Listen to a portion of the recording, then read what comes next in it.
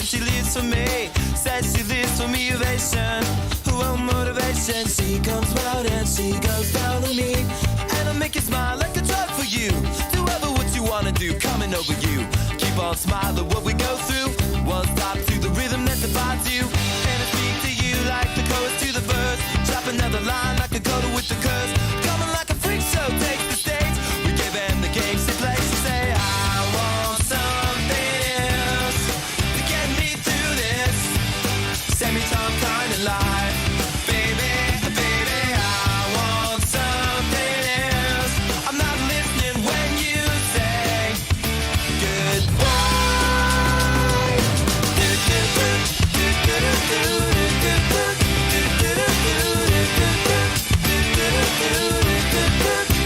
The sky was gold, it was rose. I was taking sips of it to my nose, and I wish I could get back there, someplace back there, smiling in the pictures you would take. To a crystal meth, I'll lift you up until you break. It won't stop. I won't come down and keep stop with the tick-tock rhythm. I bumped for the drop and then I bumped up. I took the hit that I was given, then I bumped again, then I bumped again. I said, how do I get back there to the place where I fell asleep inside you? How do I get myself back to the place where you said I want something else to get me through this semi-time kind of life? Baby, baby, I want something else. I'm not listening when you say goodbye. I believe in the sand beneath my toes. The beach gives a feeling, an earthy feeling. I believe in the faith that grows, and the full-line goals can make me cry. When I'm with you, I feel like I could die, and that would be alright, alright. And when the plane came in, she said she was crossing the velvet ribbons in the sea, we tripped on the earth to feel alive. And now I'm struggling to survive those days you were wearing that velvet dress. You're the priestess, I must confess. Those little red panties, they passed the test. Let's look around the belly, face down on the mattress. One, and you hold me, and we are broken. Still it's all that I wanna do, just to live and I'll feel myself heavy off the ground. I'm scared I'm not coming down. No, no, and I won't run from my life. She's got the toss now locked down in a smile, but nothing is alright, alright. I want something else to get me through this life. Baby, I want something else. Not listening when you say goodbye.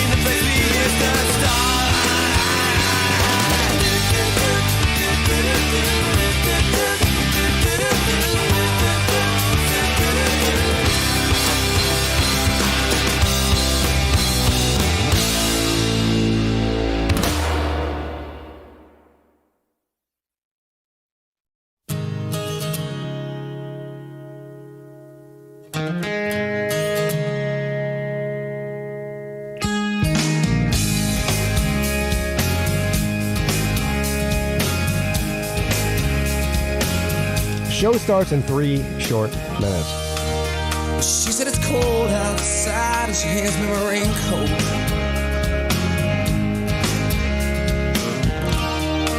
She's always worried about things like that.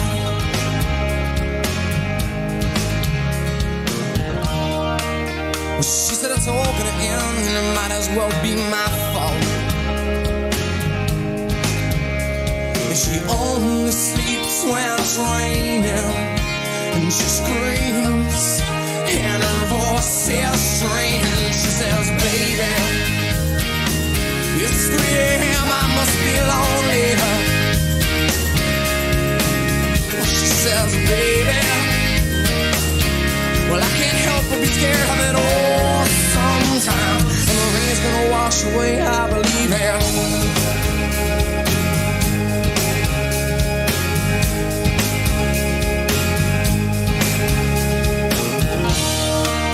She's got a little bit of something, God, it's better than nothing.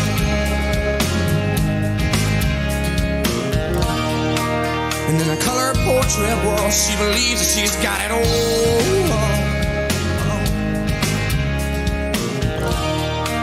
She swears the moon don't hang quite as high as it used to. And she only sleeps when it's raining.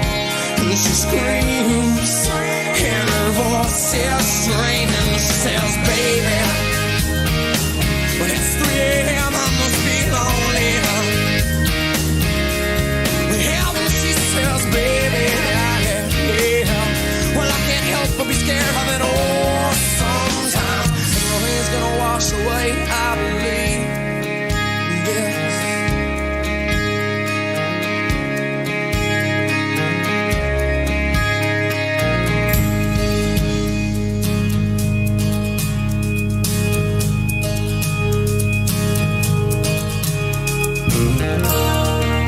She believes that life is made up of all that she used to.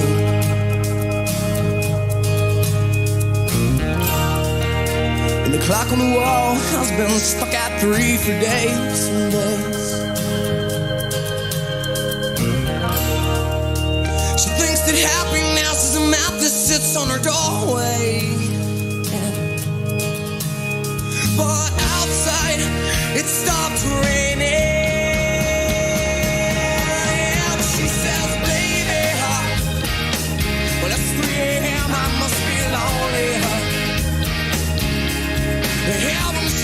Baby, yeah. Well, I can't help but be scared of it all sometimes. The rain's gonna wash away, I believe this. When it's 3 a.m., I must be lonely. Well, yeah, when she says, baby, well, I can't help but be scared of it all sometimes.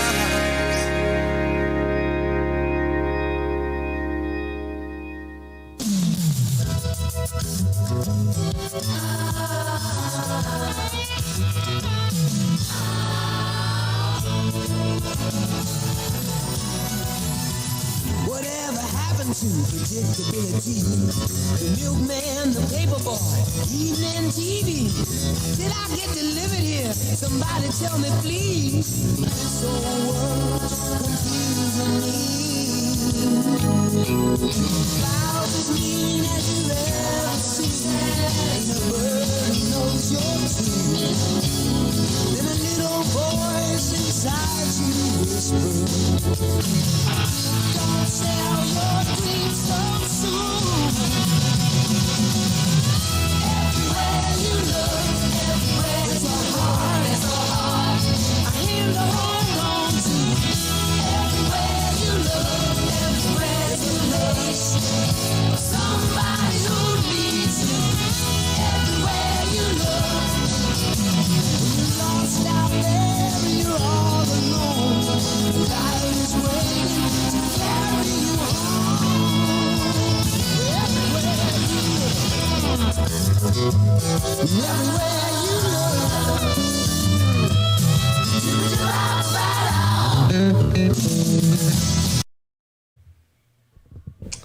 Yo, what's up, everybody? It's your boy, PigskinPeete. Happy Saturday to everybody. Yes, it is Saturday. I hope everybody's having an amazing and fantastic weekend so far. I know that I am. Welcome to the Midday Show. Yes, I know the Midday Show is supposed to be Monday, Wednesday, and Friday at 11 a.m. every week.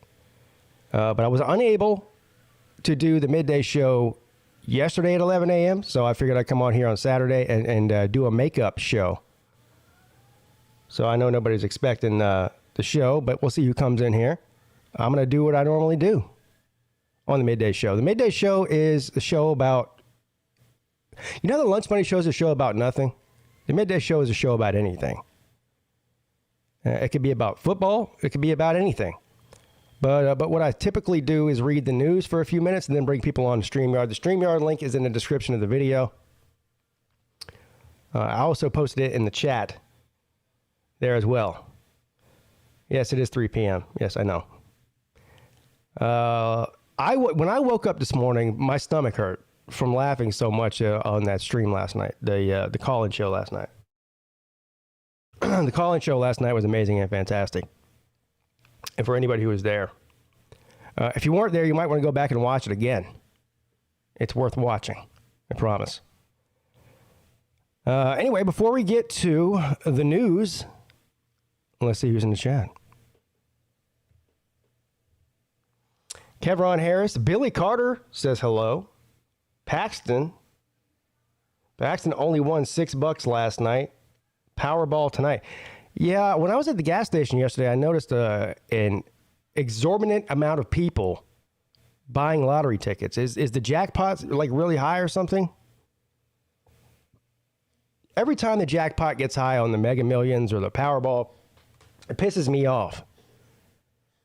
Because the lines in every gas station you go in are around the corner for people trying to, to play the lottery. Of course, you guys heard my rant on that.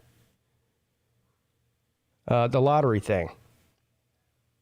They should have separate lines for lottery. Sorry.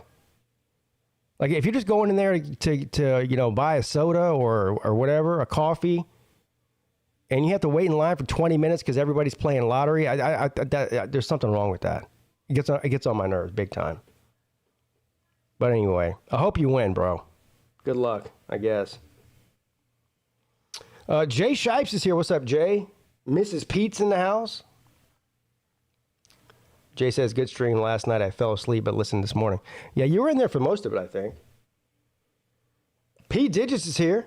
Finkel is Einhorn. He says, I cringe each time I see that USC Junior video. I smile every time I see it. It's amazing and fantastic. Easy Money is here. Says, hey, Pete, roll, tide, roll. True Seminole. Brad Pitt. Money Man is here. Eric McFadden, I don't know what he did, but he got deleted. The Nature Boy, 1.3 billion. What? Hey, Mrs. P, what are you doing? Go get a lottery ticket. 1.3 billion is what the jackpot is. Good God, man. Yeah, the scratch-off ones are the worst. Especially you go in there like 7 or 8 a.m. when, during rush hour, people are trying to get to work, they're trying to get to school, they're trying to live a productive life, and you got some jackleg in there cashing in his $8 winning scratch-off ticket that he bought 5 minutes ago. And instead of just taking the money and being happy that he won $8, nope. Then he stands there for 10 minutes looking at the scratch-off rack going, what should I buy now? Holding the line up. Don't get me mad on a Saturday. I might have to play some of that video where I talk about the scratch-off ticket thing. Bama's going to win the football lottery. Well, they already kind of have, sir. What's up, Wilkie? Mike 3883 is here. Yes, thank you all for joining me on this fine Saturday afternoon. Again, special edition, surprise edition of the Midday Show. Coming up tonight at 9 p.m., Traveling Fools is having a football show. That's right, a football show on Traveling Fools channel. I know that sounds weird, doesn't it? Because he is Alex Trebek, right? He's got the trivia thing down to a T. But he goes on every Saturday night at 11 normally and does trivia, and that's always a lot of fun. But he said he's going on a couple hours early tonight at 9 o'clock, and he's got some special guests lined up, and they're going to talk about football for 2 hours before lottery. Now, normally before lottery, what am I doing? Before trivia. Normally, those trivia streams that he does last 3, 4, and 5 hours, so he's adding another 2 hours on that. This could be a 7-hour show tonight. So I plan on being there at 9 o'clock. I hope all of you are too. I had my first trivia last night, and it was fun. Yeah, those trivia shows are fun. They're so late though. Like I've been in when he first started doing that. I was in the first couple of ones, and before you know it, one of them we went. The sun came up. I was like, "What am I doing?" I'm playing trivia. I look outside. The sun's coming up. I gotta go, bro. I gotta go to sleep. You know, old man. I can't do that shit. All right, let's get to the news. Breaking news from the PigskinPeete YouTube channel.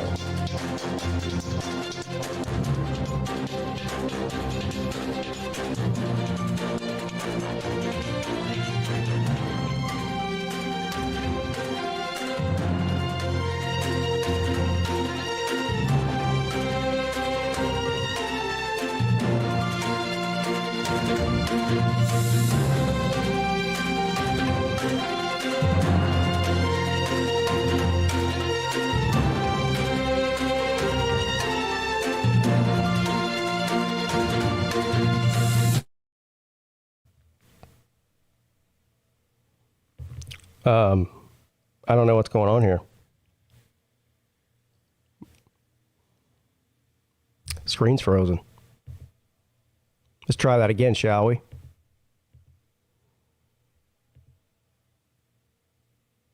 What is Yahoo down or something? What's going on here?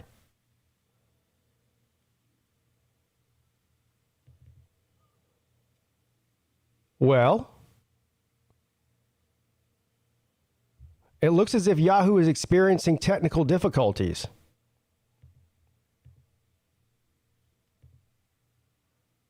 Yeah, there we go. Does Pigskin Pete sleep? Yes. But not very much, though. Unfortunately for me. That is a problem. But I don't like taking... I'm super scared to take, like, any sort of prescription medication to help myself sleep. Because every time I've heard anybody do that, it turns out to be a disaster. Like, what's that thing that everyone used to take? Ambien, right? Oh, my God. I could just right now Google Ambien stories. I mean, people, that shit's like, it's like methamphetamine, but the opposite, right? But, I mean, it's like these people take Ambien, and before you know it, they wake up 10 hours later, and they didn't even know they painted their entire house while they were sleeping. I don't need those problems. I don't need those problems, you know? Hold on now. Spain. Prosecutors to seek an 8-year prison term for Shakira. You know Shakira, the hips don't lie girl? Yes. Why is they're trying to lock up Shakira, bro? Prosecutors in Spain said Friday they would ask a court to sentence Colombian pop star Shakira to 8 years and 2 months in prison if she's convicted in her expected trial for alleged tax fraud.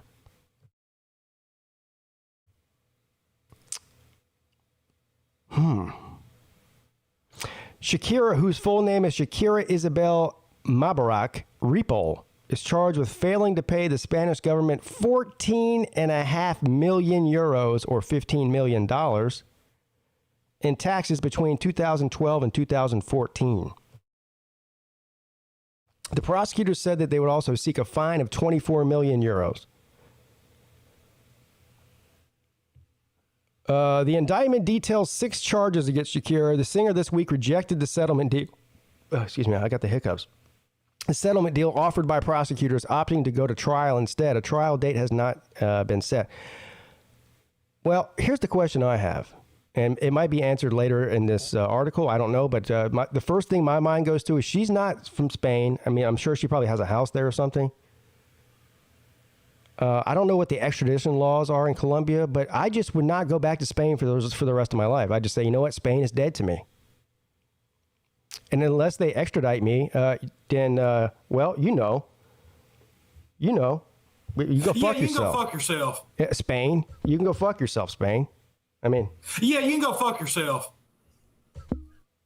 I'll just pretend Spain doesn't exist. I'm sure Spain's a beautiful place. I'd like to visit there. But if I didn't go there for the rest of my life, I'll still be okay. You know? I'll still be okay. Her publicist in London said in a statement Friday that Shakira has always cooperated and abided by the law, demonstrating impeccable conduct as an individual and a taxpayer. The publicist accused the Spanish tax agency of violating her rights. A lot of that going around. Rights violations. Shakira's Spanish public relations team said earlier this week that the artist has deposited the amount she said to owe, including 3 million euros in interest. Prosecutors in Barcelona have alleged the Grammy winner spent more than half of each year between 2012 and 2014 in Spain and should have paid taxes in the country.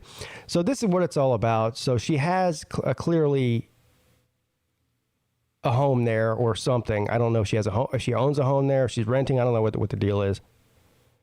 But they're saying since she spent more than 6 months in the country that she should be paying full taxes there.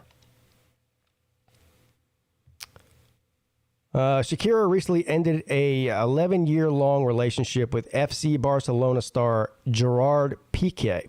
Piqué?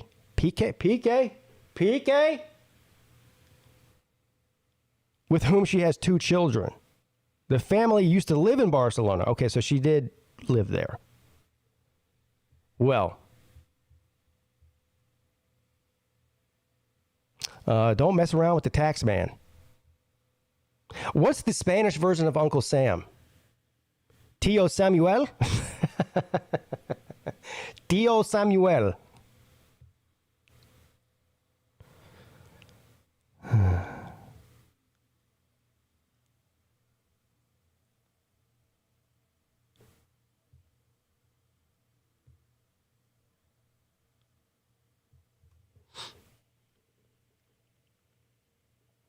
I'm going to click on this. Distant galaxies come into amazing focus. Moon rambles past the planets. Let's see what these pictures are here. Wow, that's cool.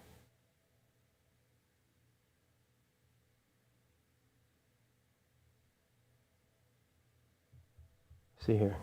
See.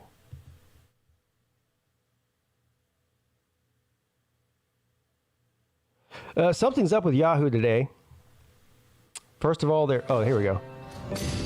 I started investing to make money to put back into my business. You got to do your research and stay on top of your game. It's about more financial freedom.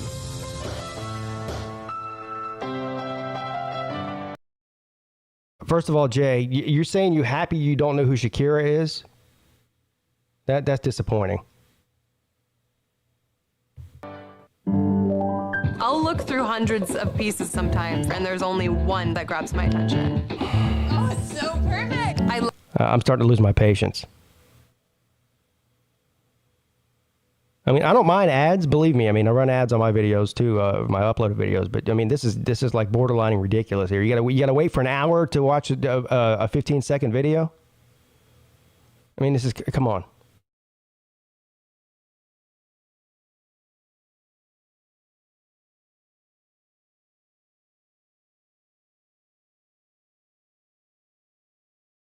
This video better be amazing and fantastic.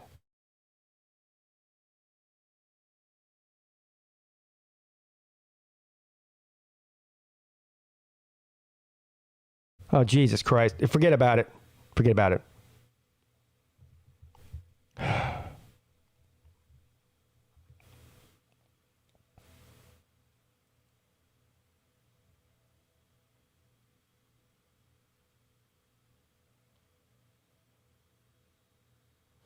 Boater's keen eye kept costly invasive hitchhiker out of Georgia lake.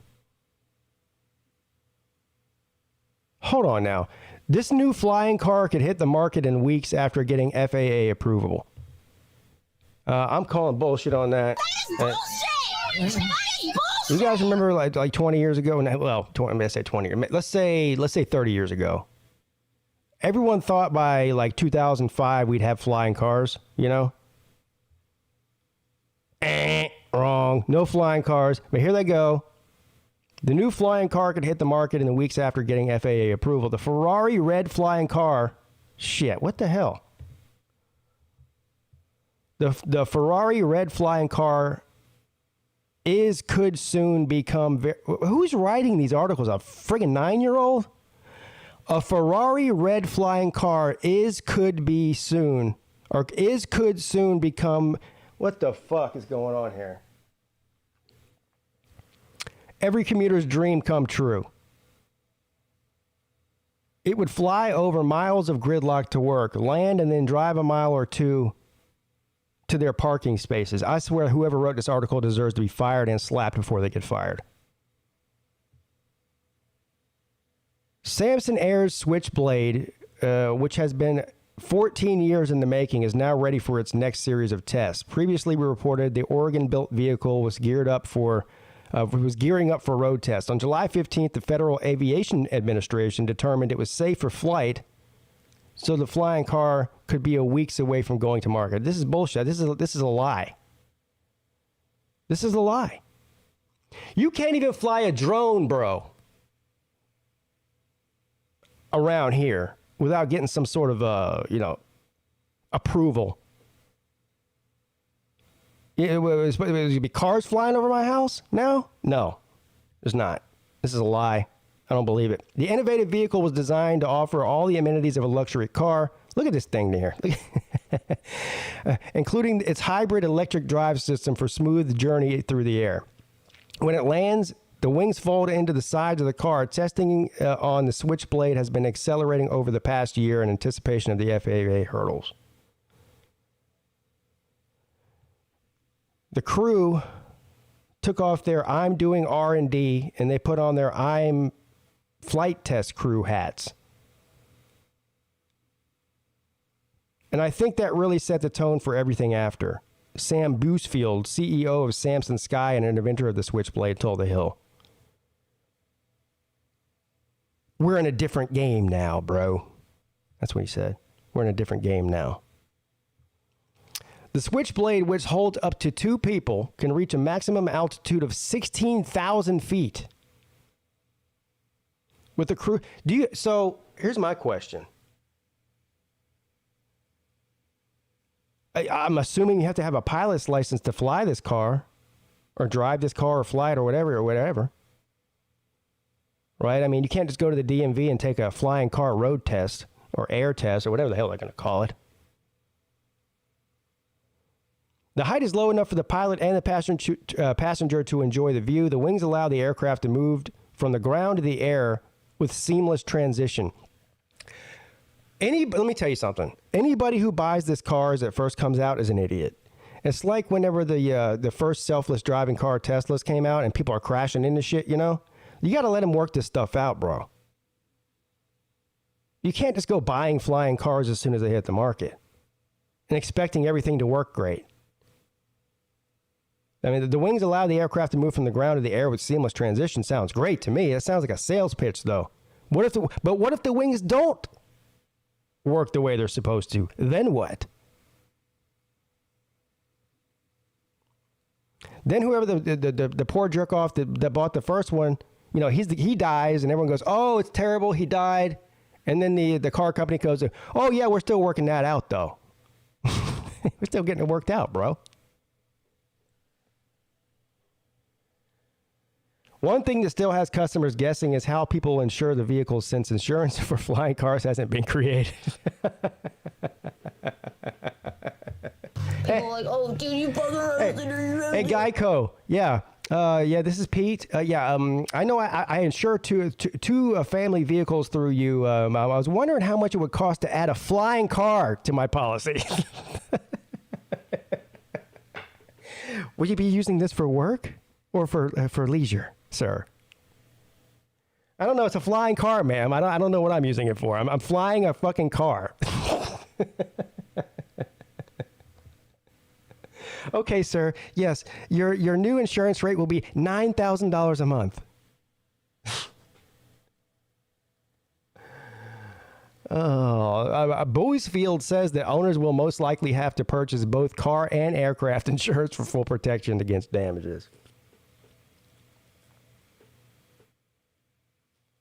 Jesus, can you imagine? People can't even drive on roads. Can you imagine, flying through the air?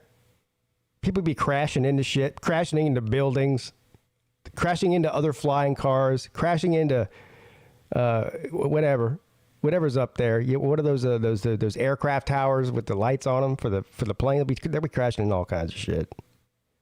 Crash. Imagine. You're sitting in your house and a fucking flying car comes flying through the roof. Drunk flying driver crashes into house. I can see it right now.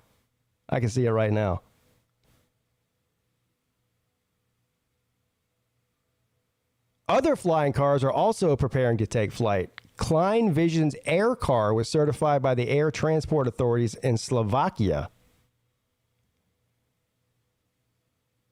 with anticipation of being certified across Europe. Yeah, no thank you. I mean, flying cars sounds amazing and everything, but it also sounds like a massive disaster. A massive disaster.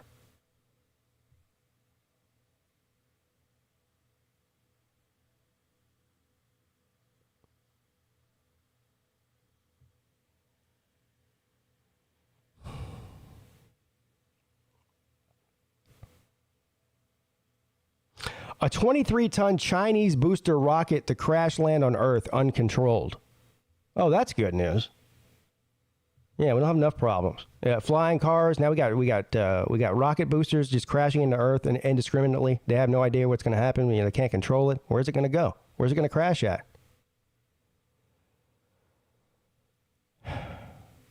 Another large Chinese rocket body is falling uncontrollably towards Earth, U.S. space experts said, and it's expected to hit soon. Well, when? Can you tell us when? Soon is very relative. I mean, soon could be like an hour from now. It also could be like 3 months from now. Like, what does soon mean?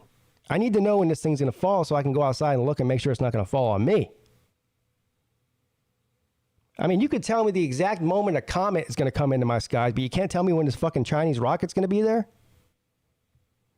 The Long March 5B rocket was launched in China on July 24th to deliver a module to China's space station, according to the news release from the Aerospace Corporation. Now that the rocket body is making an uncontrolled re-entry to Earth's atmosphere, predicting a time and location of re-entry is difficult. Is it, though? The most recent prediction expects the debris to re-enter at 3:24 p.m. Eastern Standard Time on Saturday, July 30th. That's today. That's 5 minutes ago. That's right now, bro. Hey, I guess I'm still alive. Everything's okay. Yeah. 3:24, that's 10 minutes ago. It's now 3:34, so unless they miscalculated the time here. No, that was yesterday. July 29th was yesterday. Oh, July 30th, they said on July. Oh, so they gave you a 24-hour window there to look out for it.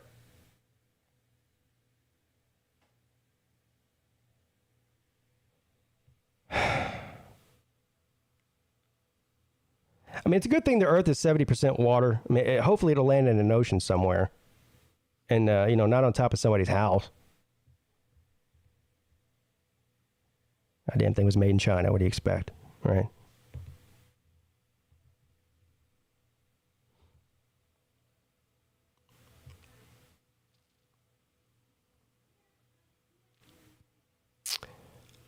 Video shows water pouring into Las Vegas casinos as flash flooding follows a rare heavy thunderstorm in one of U.S. driest cities.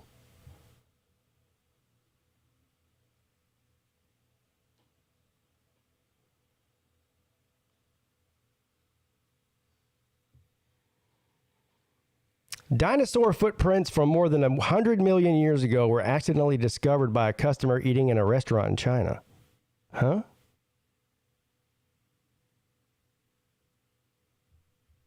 Okay, I'm going to click on that. You had me at dinosaur. Oh, this is one of those articles. All right, 2 dinosaur footprints were discovered by a customer at a restaurant eating in Sichuan province in China. The footprints belong to sauropods. Sauropods. From the Cretaceous period. It's rare to find remnants from China's Cretaceous period, a paleontologist said. Dinosaur footprints from over 100 million years ago were accidentally discovered. I feel like I'm reading the same thing over again. Linda Jing, a paleontologist and associate professor at the China University of Geosciences, told CNN the footprints belong to a sauropod, who are known for their long necks and tails. Sauropods were the largest animals on Earth. So I wonder if a sauropod was like a T-Rex type of deal, right?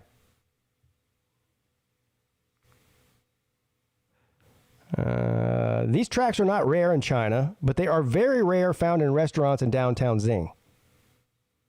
Or in downtown.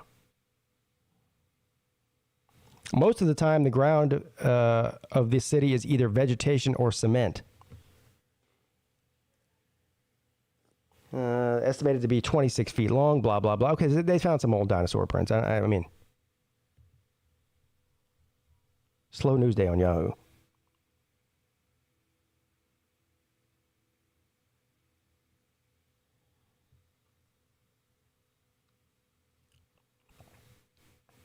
Thank you, Mayhem. Mayhem Matthew is an amazing member, which is amazing. You too can be an amazing member. It only costs $2.99 a month. Yes, less than a gallon of gas for an entire month.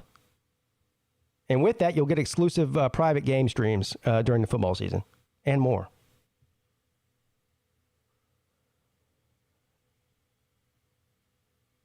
Pilot jumps from plane before emergency landing. Holy hell.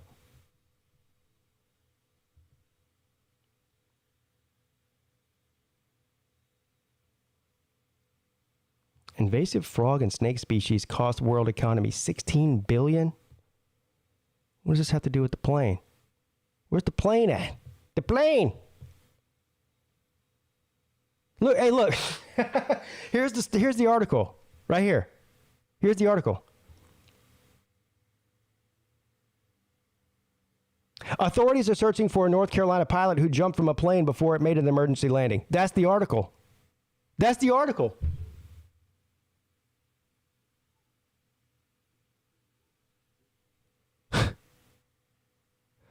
Okay. That's it. Man, give that guy a raise. Whoever wrote that article, he's putting in work, bro. All right, let's look at this one since I'm on here anyway. Invasive frog and snake species cost world economy $16 billion, study shows. Of course, Miami. 2 invasive species, the American bullfrog and the brown tree snake. I'm not going to even go there. Cost the world an estimated $16 billion between 1986 and 2020 by causing problems ranging from crop damage to power outages, according to the study published on Thursday. The brown and green frog, known as... Why does everything have to have a fucked up name? Lithobates. Catasabenius. That can weigh over 2 pounds, had the greatest impact in Europe, according to research published by Scientific Reports. The brown tree snake, a Boygia irregularis, has multiplied uncontrollably on Pacific islands, including Guam and the Mariana Islands, where the species was introduced by U.S. troops in World War II.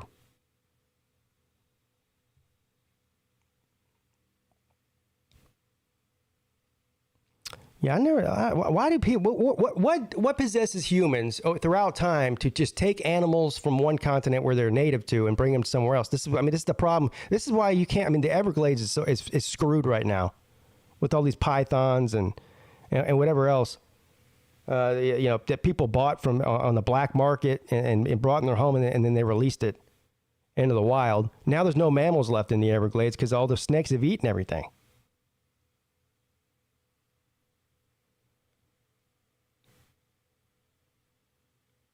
Nowadays, the pet trade is the main pathway for these species. Of course. Because my life wouldn't be complete without a green and brown bullfrog as a pet. What is wrong with people?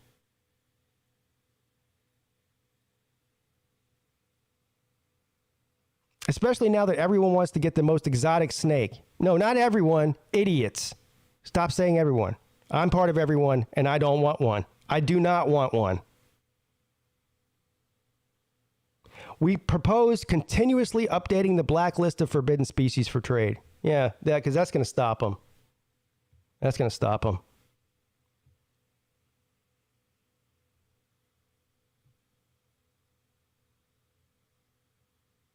It's like, look, if I walk into somebody's house and they have a bunch of like exotic animals and shit, I'm leaving. I'm leaving the house. That's all there is to it. And I'm not scared of the animals. I just don't, the people that have the animals are what I'm scared of. They're out of their minds.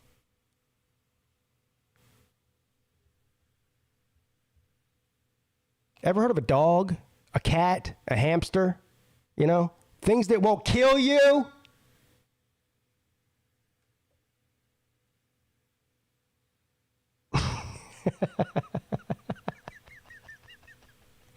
Buying boas on his Amazon and sending them to Pete's house. Yeah. Yeah, don't do that. Do not do that, please. Oh, please.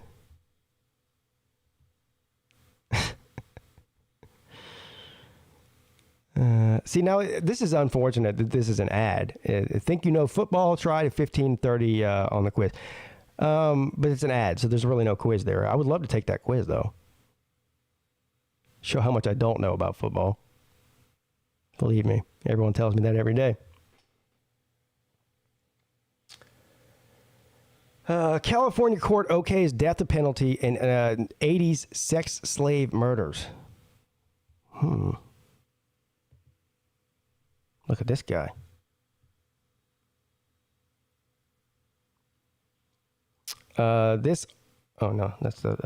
Okay, Sacramento, California. The California Supreme Court on Thursday upheld the conviction and death penalty for one of the two men implicated in at least 11 notorious horrific torture slayings in the mid-1980s, in which the duo kept their victims hidden in a secret bunker in the Northern California woods. You know, it always, well, it doesn't amaze me that there's serial killers and people like this out there, but how do two of them like meet up together and like what are you sitting in a bar one day having a conversation and you go, yeah, you know what I'm really into locking people up and you know, keeping them as a slave and then murdering them. Oh yeah, I'm into that too, bro. Oh really? We should hang out more. I mean, how do you meet people like this? Especially in the 1980s before they had the internet, where, you know, now the internet allows weird people to meet in weird places on the internet and do weird things. But back then there was no internet.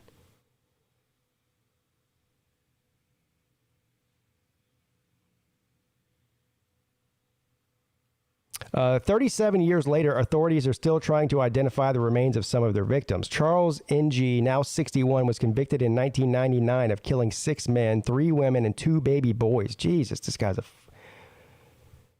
he was initially accused of 13 slayings, 12 in Calvaris County, and now 1 in San Francisco.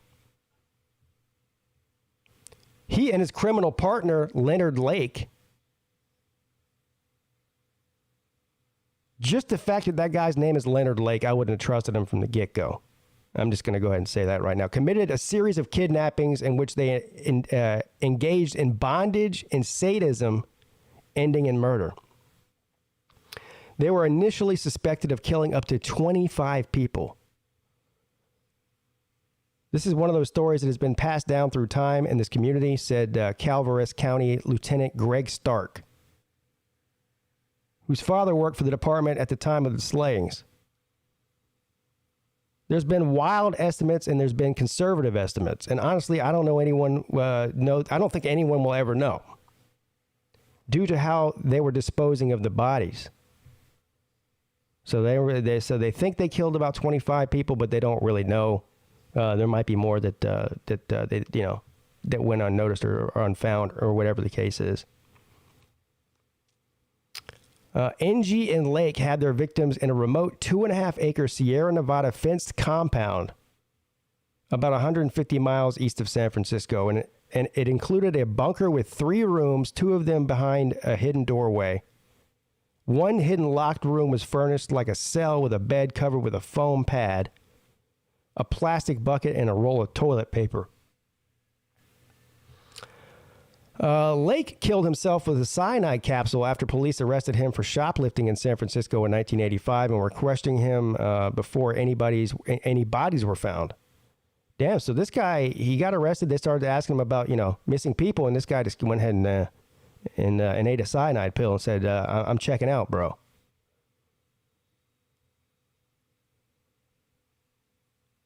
Man, some people are sick. It was one of California's longest and most expensive trials at the time, costing millions of dollars, partly because the court said that NG repeatedly attempted to delay and disrupt his own trial. Okay. So anyway, they finally okayed the death penalty for this dirtbag nutcase guy. Surprised he hasn't been killed in prison before that, honestly.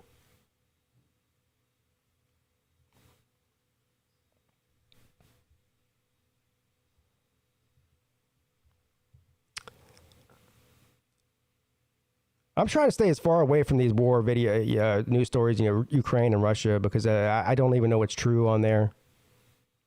I mean, I don't trust anything I read about it. And you shouldn't either, honestly. Anything you read about, anything that has to do with the war, just go ahead and assume that it's fake or made up or exaggerated or whatever the case may be. Because the type of people that start wars, they're not trustworthy sources. Okay? Let's just leave it at that.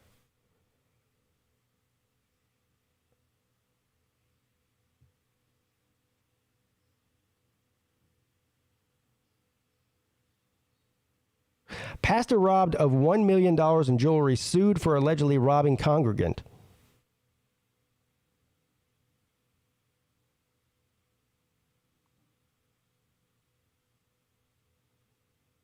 Man, the news is depressing.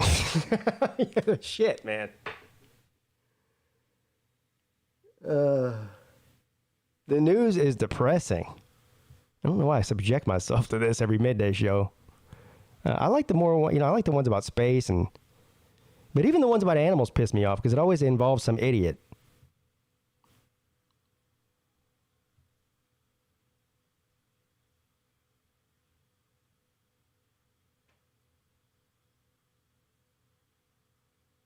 Men brutally beat people at homeless camp as others cheered them on. I mean,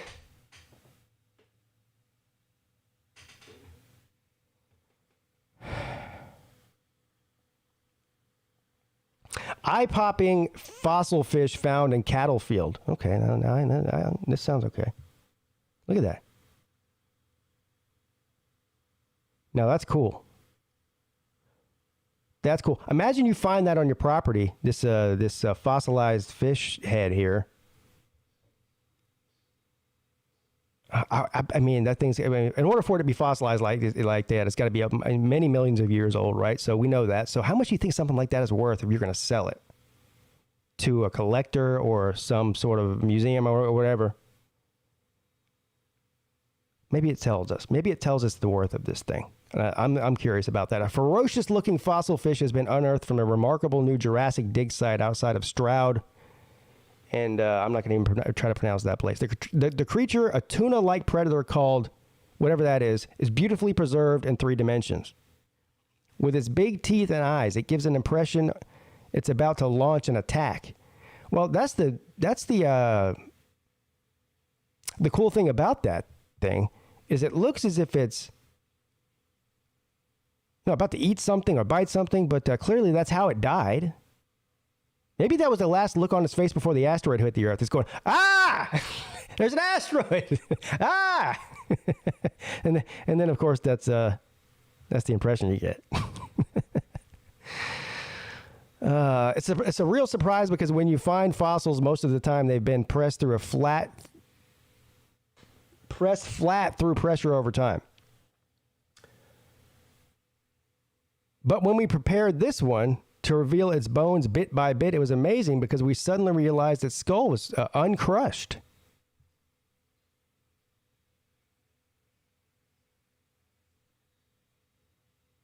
Its mouth open, and it looks like it's coming at you from the rock. The couple found the fish head in a grassy bank behind a cow shed in the village of King Stanley. It had been encased in one of the many limestone nodules that were falling out from an exposed clay layer. The landowner, Adam Knight, had no idea this English Longhorn cattle were grazing on the top of a rich fossil seam, recalling a time 183 million years ago when his farm would have been laying under warm tropical ocean waters.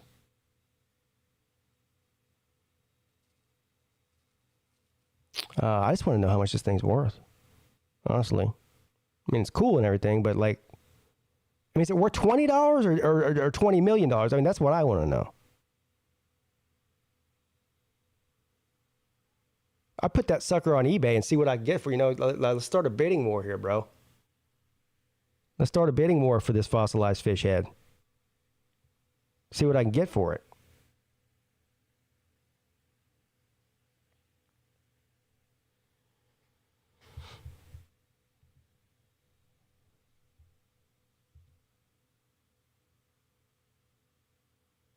Now,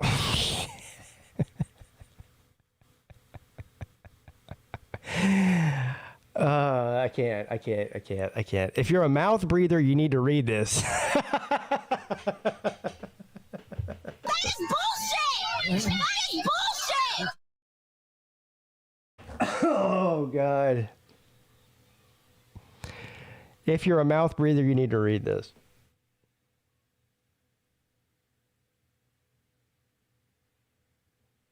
Mayhem Matthews sends a super chat in, and thank you, sir. He says, here's some breaking news. I'm eating a barbecue sandwich while watching Peete drinking a Mountain Dew. Yeah, targeted ads. All you mouth breathers out there.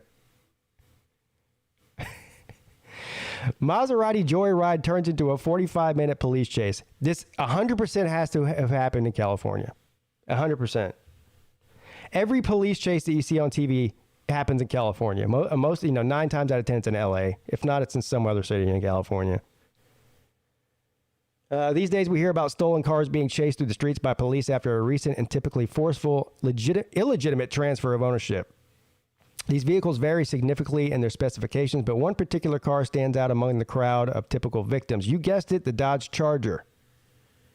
These cars are wildly fast, easy to break into, and profitable to steal. However, recently a new vehicle has taken the stage to dethrone the aforementioned muscle car from the top of every thief's bucket list. Who would have guessed it would have been the Maserati? It all started in East Oakland. Hey, what did I just say? What did I just say? Ding, ding, ding, ding, ding. That is correct, sir. I knew it was in California. You know why? Because it always is. Look, any story that comes out about somebody doing some crazy shit with an alligator, it's in Florida. Florida man stuff. Anytime you read about high-speed chases, it's in California. It's an unwritten rule that everybody should know, that I know, and now you know. It all started in East Oakland after a group of thieves got their hands on a bright white Maserati and took a spin around town. Eventually, police caught up to the group, leading them on a 45-minute long car chase involving quick turning and hard acceleration in abundance. Yeah, that's usually what happens in a car chase. Quick turning and acceleration. And what can only be described as the best unintentional Maserati advertisement ever. These thieves swerved and dove through traffic like there was no tomorrow, eventually stopping in North Oakland where they left the stolen car. It seems sort of pointless to steal a car and lead the police on such a lengthy high-speed chase only to ditch it and the spoils. But we're sure the owner isn't complaining about the questionable decision. Well, listen, if you're the owner of that Maserati, it sucks your car got stolen and taken through a high-speed chase, but it sounds like they didn't damage the car and they kind of just left it there. So you know, I guess that's good news, I guess.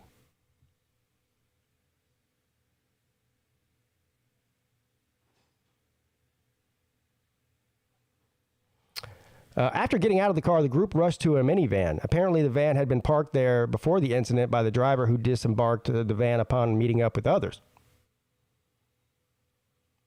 Because police hadn't caught up with them yet, it probably would have been better to split up and hide in the crowds, but these were obviously not the smartest criminals. Several people thought to be involved or were detained, including the van's owner, but the search is still on for the suspects who actually stole the car. So they got the getaway driver, but not the people that stole the car. Either way, the scheme seems like the blueprint of what not to do when stealing a car, as they left behind the vehicle and several accomplices. It likely won't be long before the thieves are caught. Blah, blah, blah, blah, blah.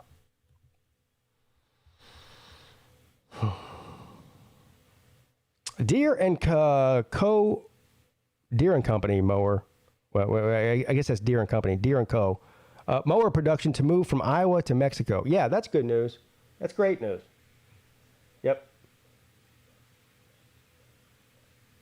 Now, not only are avocados from Mexico, now John Deere tractors are and mowers. That's good news.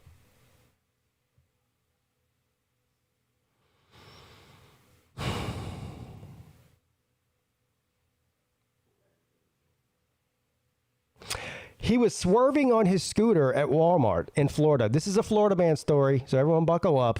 Then cops looked in his basket. Hey, before I even click on this,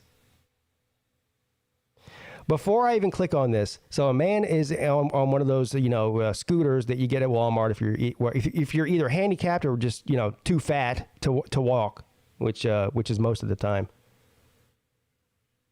He's swerving in this thing throughout Walmart. He's probably knocking shit over. He's probably knocking displays over, almost hitting people. The people are complaining. This guy's swerving around on a scooter.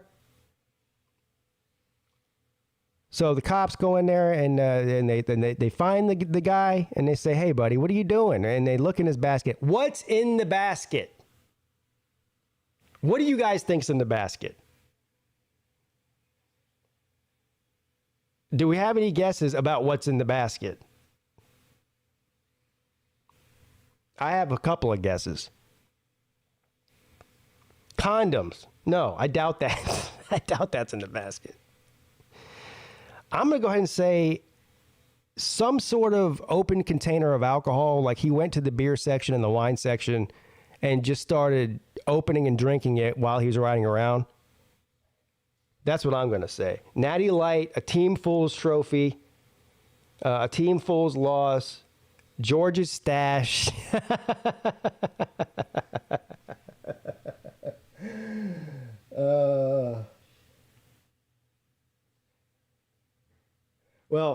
The suspense is killing me. Let's find out what was in the damn basket, shall we? Definitely alcohol. According to arrest affidavit from the Melbourne Police Department, officers responded to a local Walmart around 10 a.m. Sunday about an intoxicated male on a motorized scooter. Officers encountered the shopper, later identified as Aaron Gregory, age 39, swerving in the aisles, running into shelf. Man, I called it. He's swerving around the aisles, running into shelves, creating dangers to others, it says. That's exactly what I said he was doing without even reading this. Footage from the store's security cameras showed the man zooming around, knocking into merchandise and nearly hitting people. That's exactly what I said. When the man finally put on the brakes, his open backpack in the scooter's basket contained an open bottle of Smirnoff vodka, 2/3 missing. Now, I said it was going to be something from Walmart that he actually drank, but they don't sell vodka at Walmart. So this guy brought in his own vodka to Walmart and was drinking it and running into shit and people. The report goes on to say that Gregory had glassy eyes and a distinct odor of alcohol emanating from his person. Yeah, no shit. The cop tried to communicate with the man to get his ID, but Gregory was unresponsive and not answering any questions.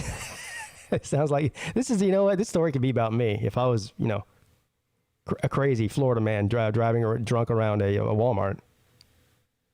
Due to his level of intoxication, he was taken to the MPD patrol vehicle via stretcher. They had to put this man on a stretcher.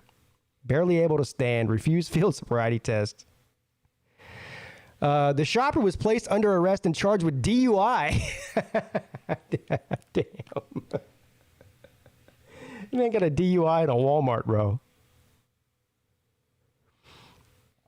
Oh, God. Disorderly intoxication and possession of an open container. Wow. Wow.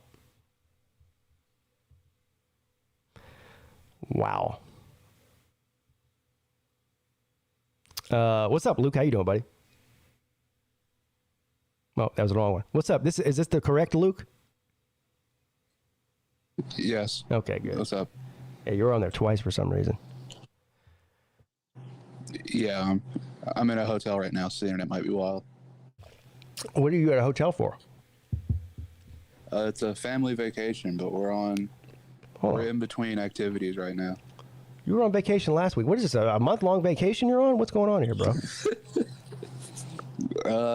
It's two different sides of the family, so two different vacations. Okay, I got you. But last week you were in Topsail Island, right, in North Carolina? Yes. Yep. Now I'm in Beaufort. But where is that in North Carolina as well? Yes, it is. Oh, so when you vacation, you stay in state. You don't leave the state. Yeah, I don't usually leave the state. Yeah, why would you do that? That would be crazy to do that. Yeah, I hit the beach and the mountains 3 hours away. So Right. Not much reason to. So what are you doing on your vacation? I know you told me where you are, but what are you doing? It's really just hanging out with family. That doesn't sound fun at all. That doesn't sound fun at all, man. There's a boat. Oh, I see. Yeah. So wait, you heard that? What? Yeah, I did. Were you on the balcony or something? No, my hotel is overlooking the water. Yeah, but you're out. So you're inside, but I still hear the boat. Yeah, well, I'm on the first floor, and the boat's like across the street. Oh, okay. Wow. That doesn't sound very exciting at all. I mean, look, if you're just looking to go relax, I get it. I mean, that's cool and everything. I mean, what did you expect me to do? We go out on the boat, hang out in the ocean with my family. Yeah. Oh, so who has the boat? My aunt and uncle have a boat. What kind of boat is it? I don't know all that stuff. Well, is it like I know, but yeah, like describe the boat. Is it like a pontoon boat, or is it like a speed boat, or just like a regular, is like a fishing boat? Do you know the difference between any of those? It's a regular boat. A regular boat. Regular recreational boat. A recreational boat. Yeah. Okay. I'm not a boat guy. Are you anywhere near the owner of the boat that you can ask him what kind of boat it is?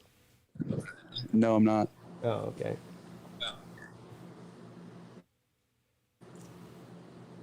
Yeah. Apparently Jerry Richardson lives over here, so we saw his yacht. Oh, really? Is he still alive? he's like, was he like 90 years old?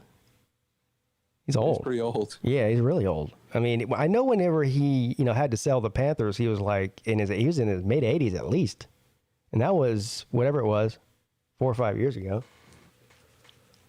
So. Yeah, but he has a huge yacht over here.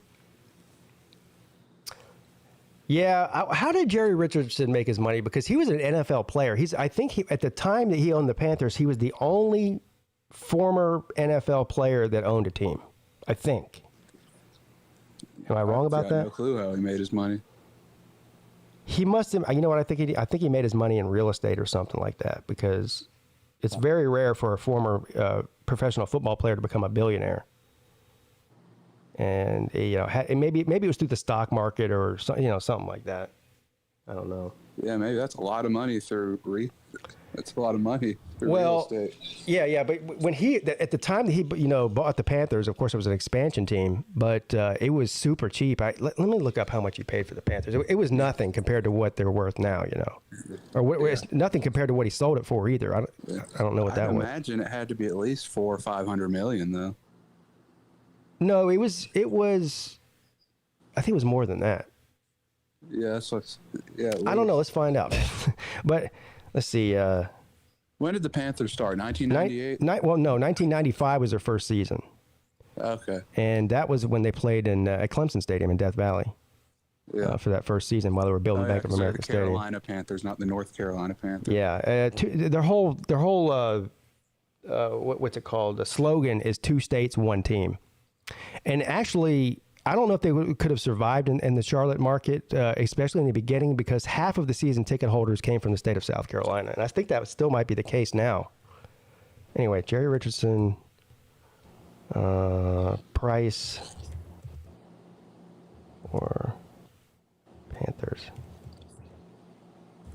Let's see here. Okay, here it is. So owner Jerry Richardson, well, I can pull it up. I'm having a problem pulling up articles this morning for some reason.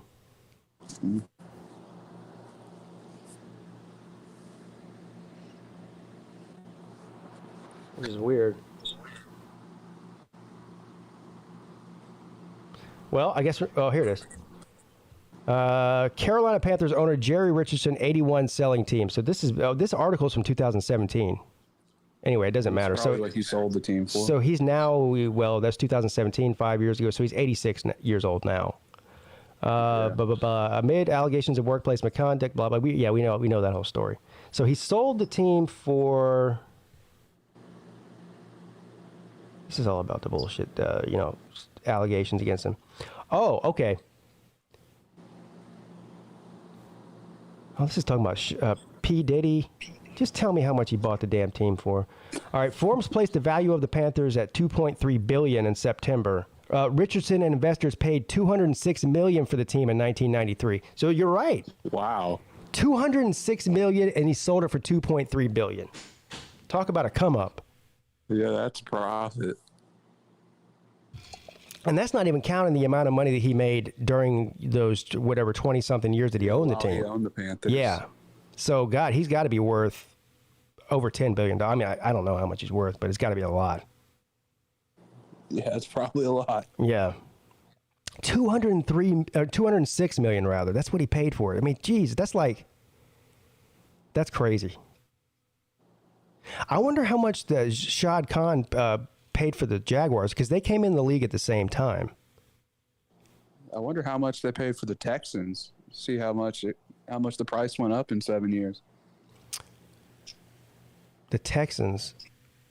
The Texans were the last NFL team to. Yeah. Yeah. To change ownership is what you're saying. Yeah, but I meant to found the Texans. Yeah, but that was already a franchise. I mean, that was the Oilers moved to Tennessee, Oilers right? Moved to Tennessee. Yeah, so the Houston Texans was an expansion team. Okay, I got you. Right. I got confused because I always thought, I'm thinking of the Oilers, but that was Tennessee. You're right. Yeah, those are the people. That's like people that think the Ravens used to be the Colts. Right. But the Ravens used to be the Browns. Used to be the Browns, yeah. All right, let's see here. The Texans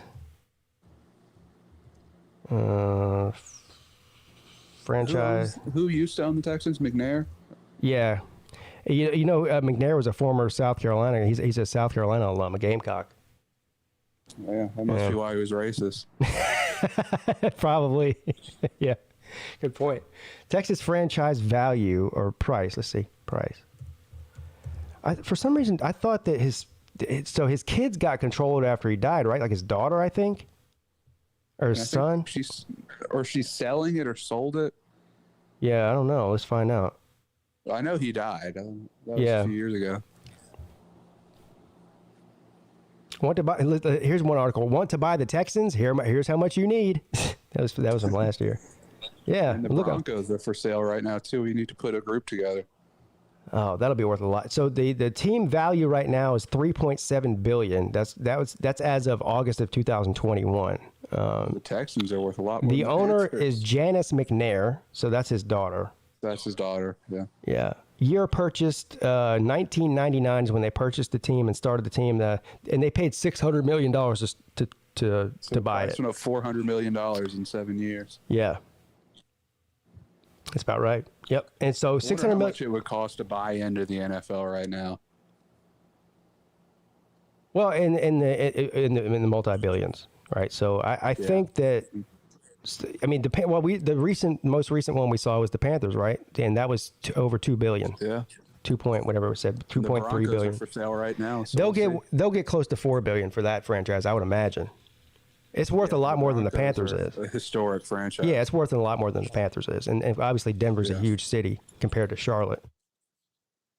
Well, Charlotte's growing. Yeah, it's still not anywhere close to Denver though. That's true.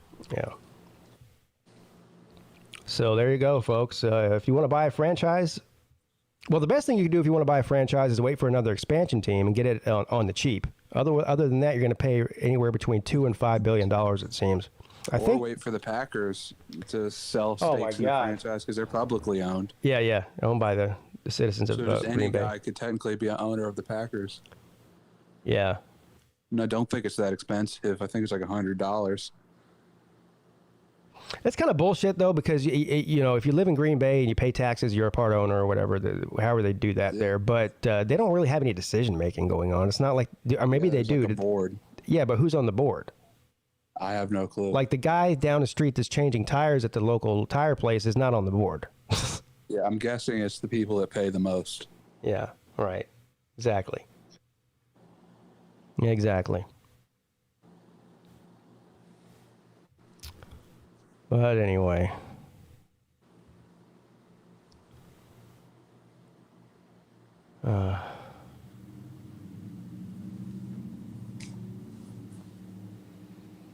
TB kills them Gainesville slap dicks for me. I don't even know what you guys are talking about.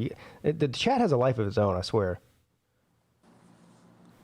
Yeah, they go off on a lot of tangents. Yeah, they do.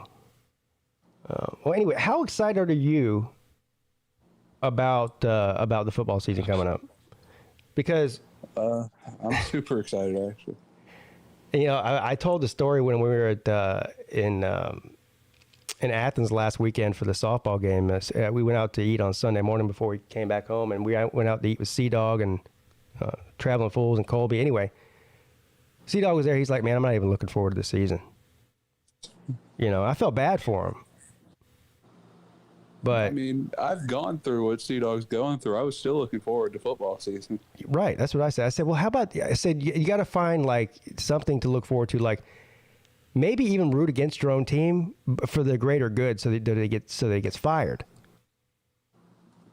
I mean, that's not. Carolina sucked. I was delusional. I actually thought we were going to be good the year we won 2 games. Yeah, it's Sea Dog. Sea Dog's in the chat. It's just, I felt bad for you, bro.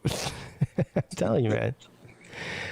I mean, it is, listen, it is depressing to, like, if you resort to rooting against your own team, that's rock bottom, bro. Tell me about That's it. rock bottom. I wasn't directly rooting against them. I was just really hoping Larry Fedora would get fired. Yeah. Oh, man. I could not stand. You know, he was like, he wasn't quite Dave Doran to me, but he was on that level. I did not like him at all. That's why we pulled the trigger so quick, because nobody liked him. Yeah. Because he only really had 2 bad seasons, and we fired him. Isn't he coaching like what's he doing now? He's a USFL team. Yeah. Yeah. Which one? I don't know. It's New Orleans or something like that? Yeah, I think that's right. The New Orleans Breakers, something like that. Is that still going on? They finished their first season recently. Oh, so it's over. I mean, the season's over. Yeah, the season's over. Who won? I mean, no clue. Yeah, nobody does. Nobody knows. I lost week 1 and realized I didn't know a single player, and that's when I realized I'm not going to watch. I saw it on TV the other day. It might have been a replay of like the championship game. I don't even know. It was like It had to be a replay because they ended like a month ago. It was Philadelphia. I think the Philadelphia Stars is what it was against somebody. I don't even know. I think one of the team that won was one of the original USFL teams from like the 80s because they reused some of the names. Oh, they did? Yeah. I want to say Philadelphia won it. Well, at least they played in it. I don't know if they won it or not.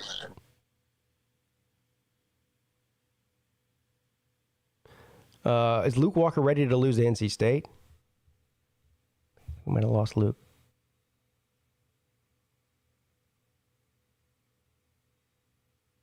Stallions that won, by the way. I just looked it up. Oh, who? The Birmingham Stallions. Oh, the home team. Yeah. Yeah, because that's where they played all the games in Birmingham. I guess. Well, that's a smart idea. Save a lot of money. Yeah, but you're not really. But also, it's difficult to build the fan base. Yeah, because the local team's not playing there. Exactly. It's like, if you really, let's say you live in Philadelphia and you're like really like the Philadelphia Stars or whatever their name is, and you got to drive all the way to Alabama to watch a game. I mean, come on. That's why there's nobody at the games. Right.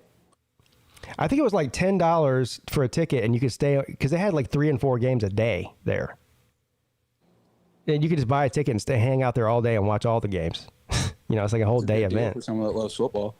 Yeah, sure. I mean, listen, if I lived in Birmingham, I listen. I give the USFL a hard time because I don't think it's a great product. But if there was a family outing. Yeah, if there was a USFL game in my town, I would go to it, especially if it was only like $10 or $20 a ticket. I mean, why not? Right? Yeah, that's like going to the minor league baseball games. You might as well go. Yeah, but I have a hard time, like, I'm not going to watch it on TV for more than 10 minutes. I'm not like more players, I'd watch it. Like, I watched the XFL because I actually knew some of the players. Yeah, I don't even care about I knew that. like 3 of the players beforehand in the USFL, and one of them was because he went to a high school like 10 minutes away from my house.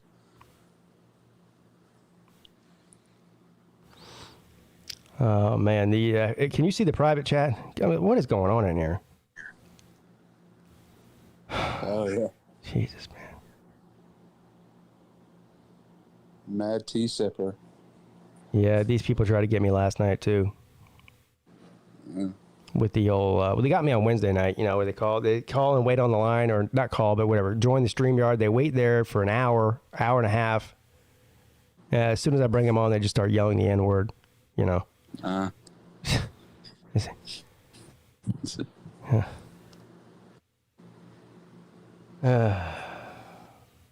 What possesses a person to just do that, by the way?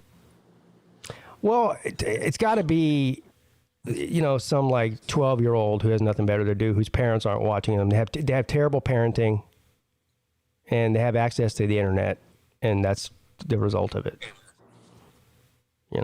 I guess. Yeah. I don't know. I don't listen. Yeah, it's like what possesses people to do a lot of crazy things that crazy people do. I don't know. I have no idea. I guess. Yeah. That's one of the more tame things a crazy person can do. The Mad Tea Sipper is Texas Tea Sip Central, back from the dead. Well, Texas Tea Sip Central, I do know who you are. You're welcome to join the stream, sir. You said in the private chat that you wanted to come on. Well, here you are. Here's the StreamYard link. You know who I haven't heard from in a while on any of my live shows, who used to call in a lot? Hank Hill. Remember him? Oh, yeah, Hank Hill. Yeah. I wonder what happened to him. I still don't know who Hank Hill... football season guy. Yeah, I still don't know who Hank Hill was. It's Hank Hill. Yeah, but he's somebody else in the chat, though. But I don't know who it was. Yeah. But Hank Hill was funny, though. He has a good impression, too. Yeah, he did a really good impression of him. Mm-hmm. Maybe Hank Hill will make a triumphant return during the season, because I feel like that's the only time he ever watched this, or participated in the shows, was during the season. And he was a Longhorns fan, I think. Yeah, Either a Longhorns fan or an Aggies fan. I think he was a Longhorns fan.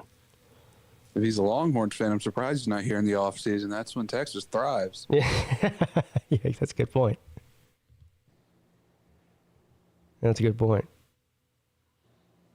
Texas and Miami, off-season champs, 30 years running.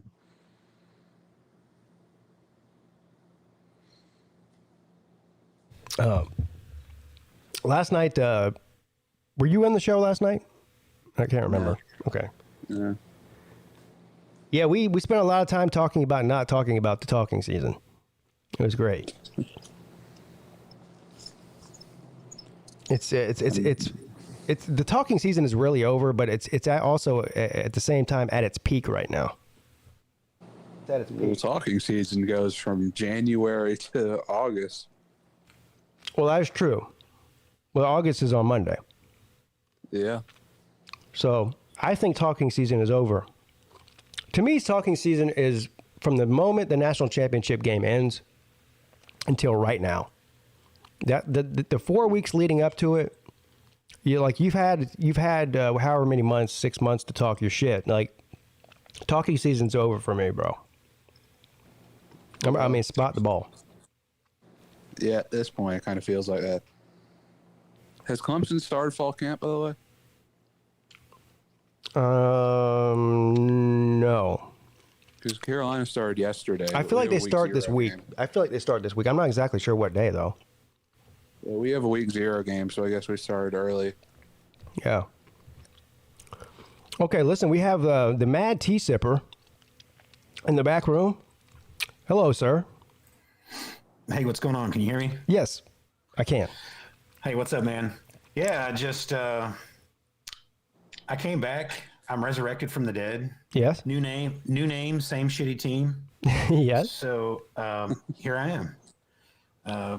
Kind of took the wind out of my sails after Texas lost to Kansas last year. Yes, I remember. And just kind of. Well, this isn't your first time, though. I know. It's like this year will make it the third time in a decade, right? So. Yeah. So we were just talking about talking season. Nothing better than a Texas man to be on here talking about talking season. So, in all seriousness, what are your expectations? Now, I know that you're probably like a whooped puppy right now, and you're like very hesitant to have like positive thoughts. So, how do you feel about it? So before I go into that, I want to say that I do miss Hank Hill myself. He was a very funny guy, and I do look forward to hearing him more this season if he were to come back. So I do agree with that. Second, I don't know, man. Shit. Anything better than last season would be good, but I don't want to say anything like. I can't even say an 8-win season. I would say 7, maybe 8, and yeah, that's as far as I'm going to go. I'm excited for football season to start, but I'm not excited to see. Yeah, you know what I'm saying. So I just missed all that. I took a phone call. Traveling Fools was calling me on the phone, and I muted my mic, but I picked up the call. He goes, "Hey, what you doing, man?" I go, "Yeah, I'm doing a show, bro." Anyway. So what'd you say? You're optimistic or not? Sorry, I missed that. You said 7 to 8 wins, so no. Okay, so look, man, that's reasonable and not delusional. So I respect that. Yeah. Oh, I'm never going to be one of those delusional Texas fans. I never have been. I come from a long line of bitchers and complainers. My dad was he was a very pessimistic person, and he talked shit when it was warranted. So it's very warranted to talk shit about your own team when they just been a bunch of losers for the past decade. So hey, when your team sucks, there's nothing better than talking shit about them. I mean, how am I going to? I can't talk shit about anybody else when the team I root for is really fucking bad. So, I mean, you can. I've done it for a while now. Yeah, anything's possible, man. Reach for the stars. You just got to think of good talking points and talk to the right people. But you know what? I don't really have any problem with Texas. I mean, there's not any sort of rivalry that I ever have they ever even played each other in history? I don't think they have. I don't think Clemson's ever played Texas, ever. Clemson has never played Texas that I'm aware of. They've never played. If they have, it's been a long time ago. I don't think they ever have. They've never played Texas. I'm trying to think of the teams throughout history that I know that they've never played. They're like big time programs. They've never played Michigan. I know that. Texas is another one. I feel like I'm missing one. Maybe Oregon. I don't know. Let's look this up. Have they played USC? I believe they did play USC a long time ago, maybe in the 50s or 60s or something. Has Carolina played Texas? Yeah, we did. I think Mac Brown's first year at Texas. Let's see. Has Clemson... Yeah. I love Google. Ever played Oregon in football? I don't know what scenario they would have ever played Oregon in. Unless they just randomly scheduled each other years ago. Clemson Tigers versus Oregon, and that's Oregon State. Let's see the Oregon Ducks here. No previous matchups. No, they've never played Oregon. What is this website? Who else? Texas T-SIP, whatever your new name is. Can you remember anybody else that Texas has never played before other than Clemson? Like any other prominent school that you can think of? I would have to go and look it up. Like Wikipedia or something like that. Yeah, that's what I'm on right now. Wikipedia, yeah. So, yeah, I know. Again, Michigan, Texas, Oregon. Let's see if they've ever played USC. You know, the real USC, not the one in Columbia. I would like to play Texas, just for that reason. You know?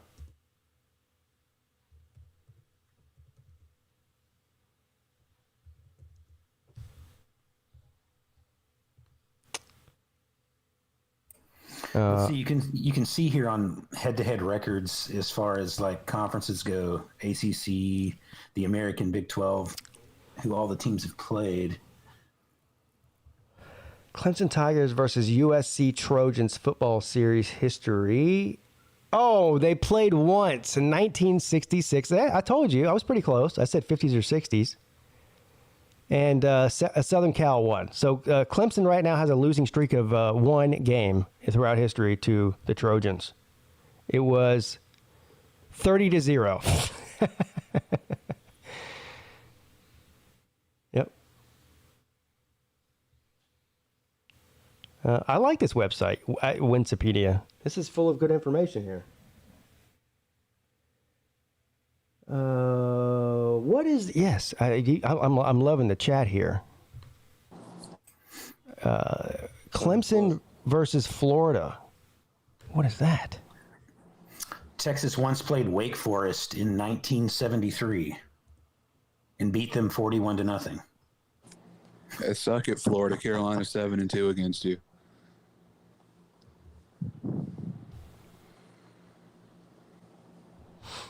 Let's see here. Florida haters. Yeah, well, same thing. Florida Gators versus Clemson. So Florida has a winning record against Clemson all time. They've played each other 13. No, can't relate. They played each other 13 times. It's not Clemson. Florida rather is 9-3-1 against the Taters. And the last time they played, listen to this. So they played 13 times. When do you think the last time they played each other was? Yes. 1964. Pretty damn close, sir. 1961. And and it was 21-17, so it was a close game. Florida won. Well, in the mighty South Carolina Gamecocks, you know how they think they're a better football program than Carolina, and Carolina's a joke? Look at this. I call bullshit on this. Hey, this is bullshit. Mrs. Pete, go ahead and cue it up. This is bullshit. That is bullshit! This is bullshit. So every time Clemson has played Florida throughout their history, guess where they played? Gainesville? In Gainesville. Oh. In Gainesville. No, not one single game in Clemson. Not even one single game outside of the... I take that away. I take that back. 2 games in Clemson. 1911 and 1925. And of course, Clemson won both of those games, but they lost most of the games that they played in Gainesville. So yeah, everyone that played in those games are dead now, so they don't really count. Yeah, well. So I've noticed that Texas has never played Florida State. Wow, that's interesting. Yeah, that needs to happen. Yeah. There's a fun out of conference game. Yeah, and it's more likely to happen now that Texas is joining the SEC because the SEC and the ACC play each other a lot in non-conference games. Like this year, Florida State's playing LSU, right? So there you go. Yeah, it's a little too often that we play the SEC. No, I like it.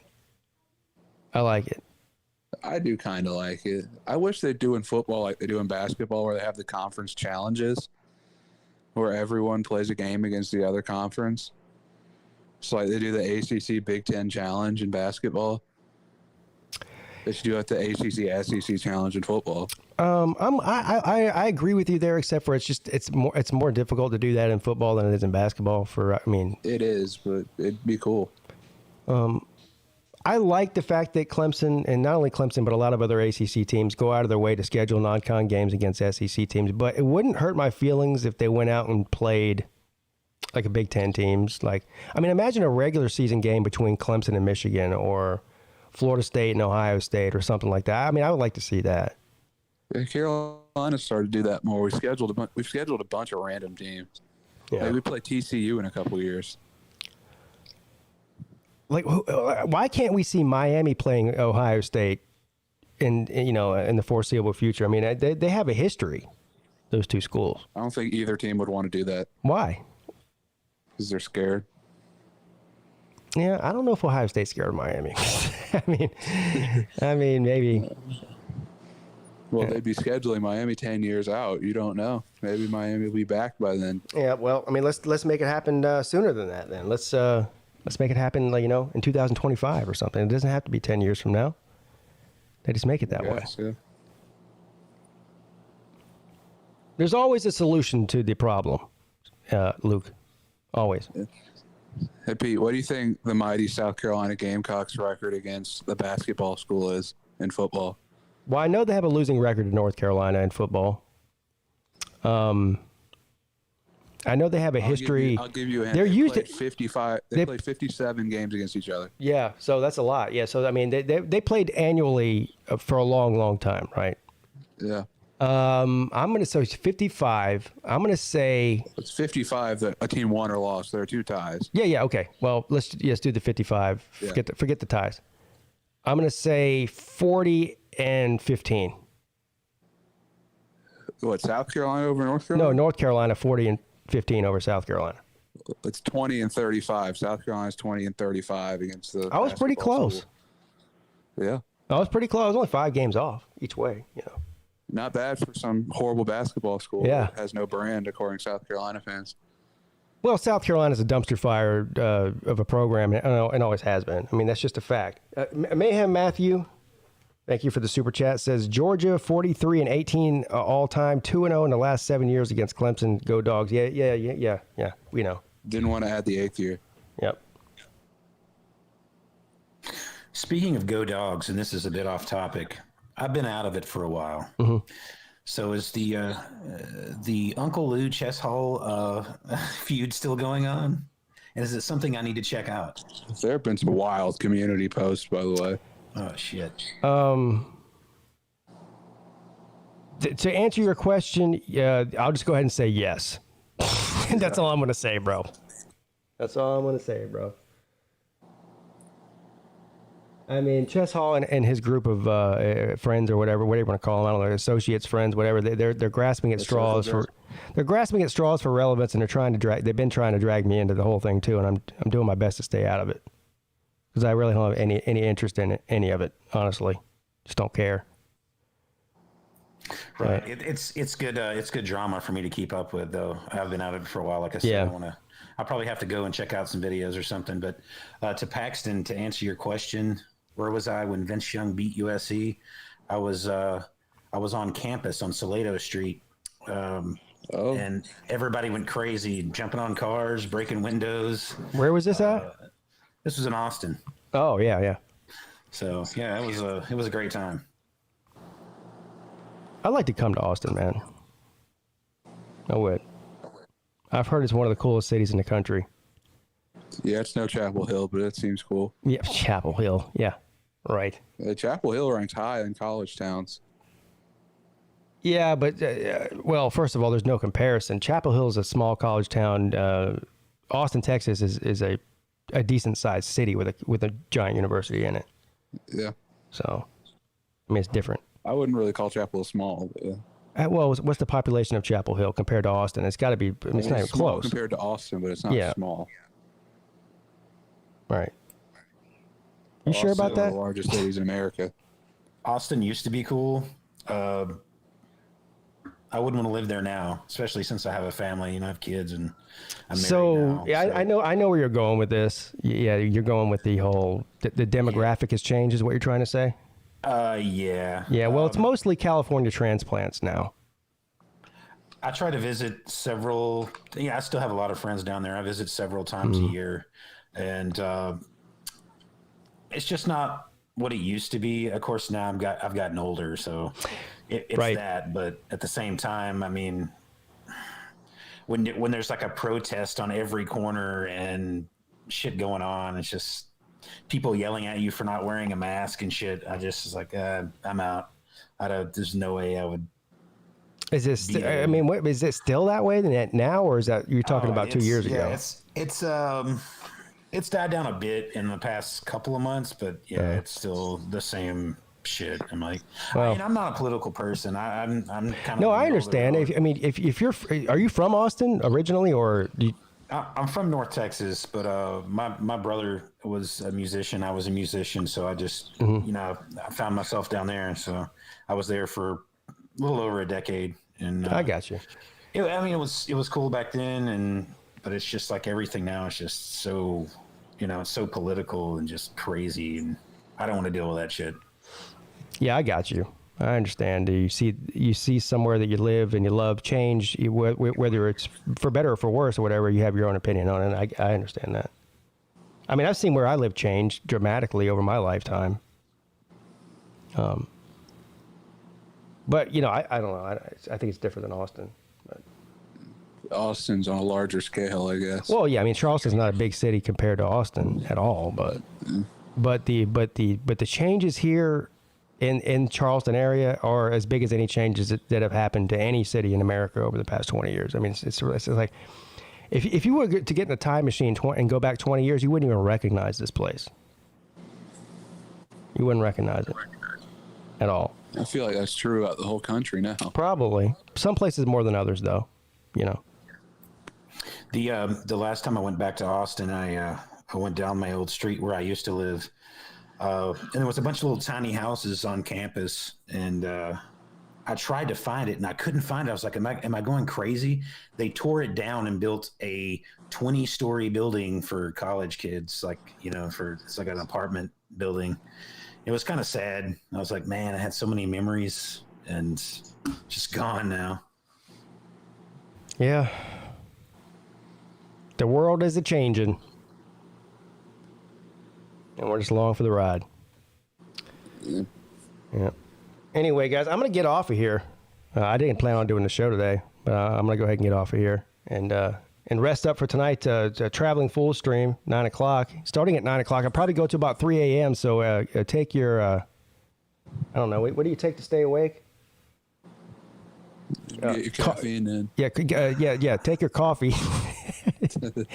if you're in Kentucky, take your methamphetamine. Whatever you got to do. Anyway, it was good to hear from you. What's your name now? The Mad Tea Sipper. Yeah, I had to go. Had to change it up a little bit. So the people that were mad at me before, it's hard for them to find me. Yeah. But. Well, that's the good thing about YouTube. You can always reinvent yourself and your name if need be. You say, well, I can't. I mean, I have been and always will be PigskinPeete on here, but most people can. I can't. Yeah, as soon as I set up this account, you were the first person I searched for. I was like, subscribe. So. Well, I appreciate that, man. That means a lot. All right, so I look forward to burner accounts and subscribe there so we get to 5K and have a 24-hour stream. Way ahead of you. Got picked up a few Texas followers and subscribers and whatnot during the offseason, and looking forward to chopping it up with the Texas people throughout the season. I think that Texas is one of the teams that everyone has their eye on right now, and it could go horribly wrong or it could go okay. We'll see. But I hope that you stay in touch and stay with the channel during the season and come on here and talk to us about your Longhorns. Oh, I will. I'm gonna be in the chat on here talking mad shit all the time. Great. That sounds amazing and fantastic. Awesome. All right, man. I'll see you later. All right, buddy. Have a good Saturday. All right, Luca. Have a good vacation.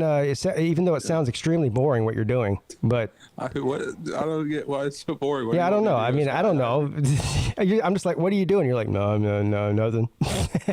Like, okay. Isn't that kind of what you want on a vacation? Just do I nothing? guess. Yeah. Look, man, to each his own. If you're relaxing and having, a relaxing time, I guess that's the whole point. Yeah. That's the whole point. Until you get married and have kids, then the vacation is not relaxing at all. So go ahead and enjoy it now. Yeah, my family's in that swing phase where the younger ones are getting older now. Yeah, that's a great thing to your parents, God bless them. They've been through the worst. Now you guys are old and you can, you stay out of their hair. But when they're young, it's a totally different story, my friend. Totally different story. Yeah. Anyway, all right, Luke, well, I'll see you on Monday, hopefully. All right, I'll see you. All right, buddy. Have a good weekend, and don't drown out there on that boat. That would be terrible. I asked this man what kind of boat he was on. He said, I don't even know. I got no clue, bro. No clue what kind of boat I'm on, bro. Oh. All right, guys. Thanks for hanging out with me this afternoon. The makeup midday show for the show that I did not do yesterday morning at 11 a.m. Got a lot going on around here. Yeah. I'm not going to even get into it. So anyway, I was glad to come on today and hang out with you guys for a couple of hours. Had a great show, like usual. I'll see you guys on Traveling Fools show tonight at somewhere between 9 and 11. I'll hop on there if I can. And if you don't see me there, I will see you on Monday morning at 11 a.m. right here on the Pigskin Pete YouTube channel for the next edition of the Midday Show. So have a great weekend. Don't do anything I wouldn't do, which is basically everything and nothing all at the same time. But have a safe weekend. I'll see you soon.